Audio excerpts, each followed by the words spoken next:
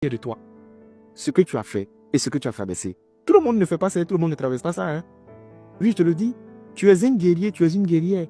Surtout dans cette génération où on a des challenges constamment, où tout est difficile à gérer.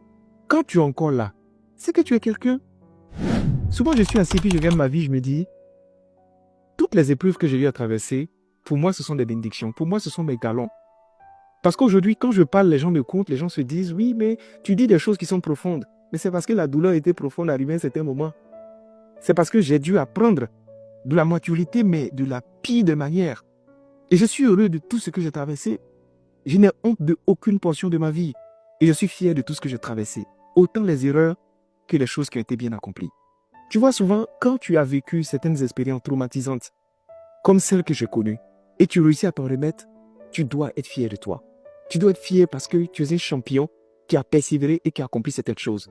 Même les choses les plus infimes, mais tu as accompli des choses. Mais être encore vivant et être en bonne santé, c'est un exploit. Je t'assure. Il y a des jours où j'étais assis, puis j'avais faim, je voulais me plaindre. J'ai dit non, mais tu ne peux pas te plaindre. Il y a quelques années en arrière, tu étais malade. Tu faisais 27 kilos, mais tu étais au bord de la mort. Tu as prié pour appeler la mort. Tout le monde a fait un diagnostic morbide et sépulcral. On me dit non, lui, c'est fini. Je suis encore là. Mais je suis fier de moi d'avoir réussi à surmonter une tuberculose de sang qui a été déclarée en phase terminale.